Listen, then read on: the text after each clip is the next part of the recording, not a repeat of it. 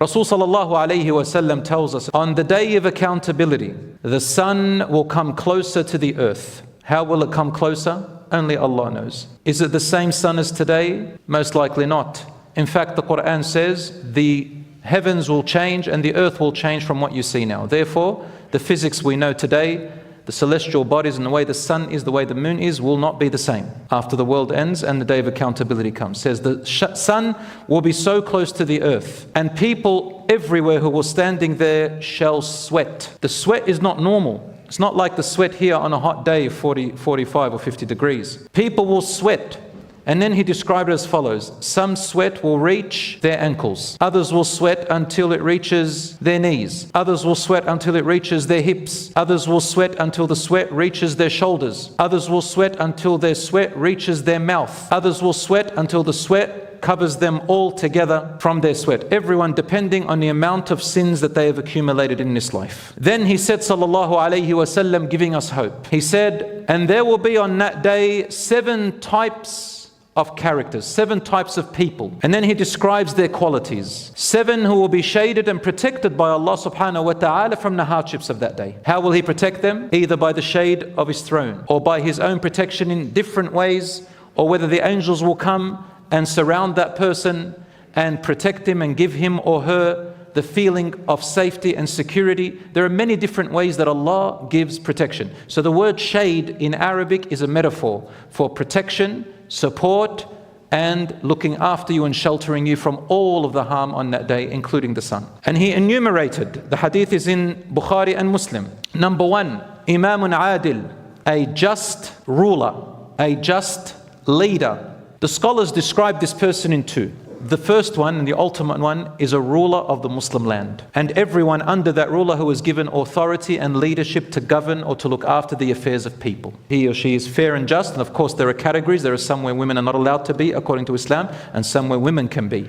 So they all can be in leadership positions, one way or another, in which people's affairs and fate are in their control. When I say fate, I mean that the fate of what Allah has given them to decide on things for their livelihood. The other interpretation the scholars gave is anybody who is given a position of leadership, even if it's small, even if it's inside of the home, like the mother, the father, a school principal, an owner of a big business in which people are working under, a person who is a leader of a big organization in which people's affairs are reliant on that principle. That person has the power to be just to the people who are working under them, or they are in charge of, or they have the power to ruin their lives. Rasul sallallahu alaihi wasallam said in Sahih Hadith Muslim, إِنَّ الْمُقْسِطِينَ عِنْدَ اللَّهِ عَلَى مَنَابِرَ مِن نُور. Those who are just, they will be on the day of judgment on high towers of light. عَنْ يَمِينِ الرَّحْمَنِ, on the right side of the most merciful, which means they will be in a special closeness to Allah. الَّذِينَ يَعْدِلُونَ فِي حُكْمِهِمْ, they are the ones who are just in their rulings and their execution, وَأَهْلِيهِمْ, and their own families, وَمَا وُلُّوا, and whatever they are in charge of. Allah will also shelter them with justice and goodness, just like they sheltered people's affairs with justice and goodness, and they were trustworthy. A young person, a youth, who spent their youth in the worship of Allah. Now, there's nothing special about that. To dedicate, sounds really big. All it means is the opposite. We know that youthful people have a high level of hormones, high level of energy, more temptations. Mentally, they've got more reasons to go astray because they're thinking, I've still got my whole life ahead of me. They think I've still got time. They've got their strength, their health. Yes, they have a bit more time than the older people. They have less responsibilities than older people, and they have more time to think about, so they can be deceived with it.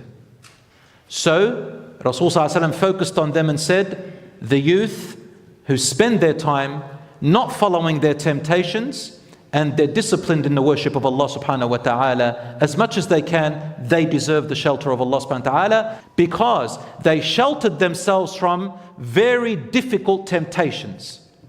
And the young people, the younger you are, the harder it is to fight the temptations. The more difficult it is to restrain yourself from haram on the internet, on social media, among their friends, among their peers, at school, at work, among their families. They held tight and they stood firm on their identity and their ideals. These people, these young people, are special to Allah subhanahu wa ta'ala. And that is why Rasulullah used to have young people around him all the time. He loved the young people because he looked after them and saw them as the future, more than the older people. And their minds need to be cultivated, and they are braver, more courageous, ready to accept new innovations and ideas. Innovation, I mean in worldly innovations, not religious innovations. But they are ready, and truly the deen was built on the youth, mashallah. Although the youth need guidance or wisdom from the elderlies, the deen was built on them. And there's a whole chapter of the Quran dedicated to the youth called Surah Al-Kahf. Number 3, a man whose heart is attached to the places of worship. They're always watching. It's nearly time for prayer. They've got their clocks working. They've got their alarms going. They've got their clockwork in their head. No matter what they're doing, the salat takes priority to the best of their ability. Or at least, if they can't do it, their heart becomes at ease until they've prayed. These are the types of people, the sign where your heart is connected to salat. For Allah subhanahu wa ta'ala says in the Quran, فَخَلَفَ مِن بَعْدِهِمْ خَلْفٌ أَضَاعُوا الصَّلَاةَ وَاتَّبَعُوا الشَّهَوَاتِ فَسَوْفَ يَلْقَوْنَ غَيًّا. Allah says, then there came a generation who neglected their prayers and instead replaced it with following their temptations. And Allah says, they will find on the day of judgment a terrible misery awaiting. So they better change. The next one is 2 men who love each other for the sake of Allah, and they meet upon it and depart upon it. It also encompasses the women. So it's a quality, and it's not necessarily 2 people. Some people say, oh, it's like a soulmate, is it? Is it somebody that I meet specifically, just 2 of us, best friends? The focus here is on the quality of the person, not the numbers, nor specific people. It's the quality that you have inside your heart that shows outside. What is that? The type of love that you have for people, how you love them, and based on what. You cannot decide. Your heart decides. A lot of people misunderstand love and the heart in all avenues of life, especially in the modern day.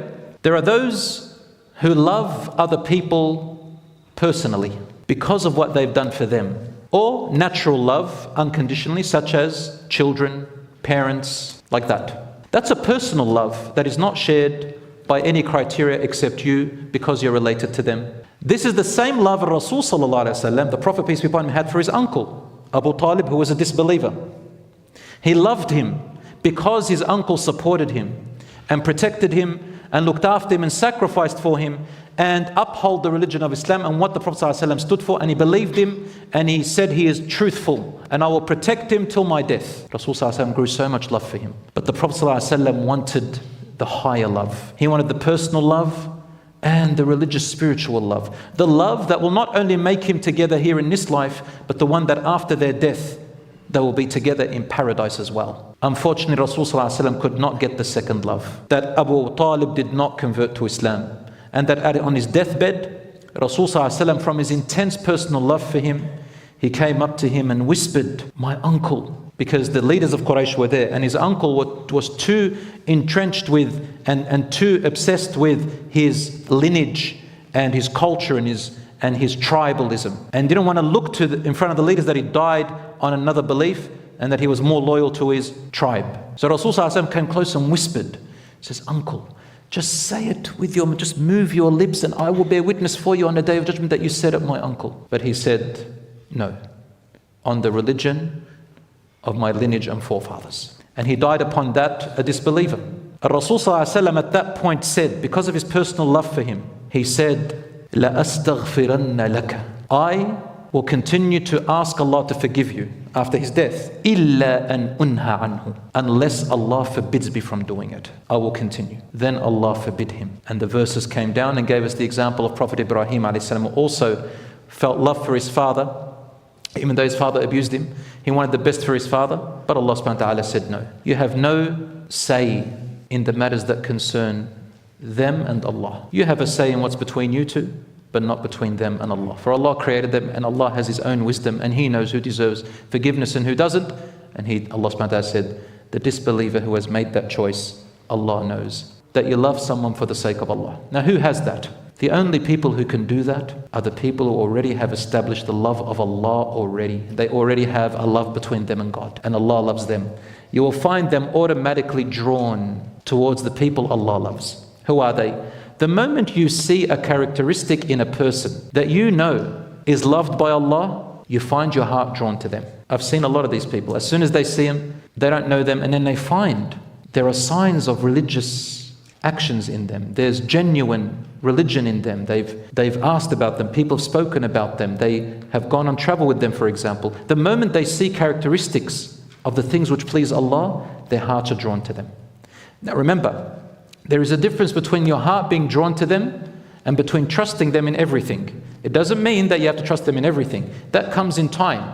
But the fact that you saw these actions in them, which you know as a person who loves Allah and Allah loves them, are in them those qualities, you can't help but your heart already be drawn to them, and you start to love them for the sake of Allah. And these are many different levels. The love intensifies or goes less. The Prophet ﷺ loved all of his companions.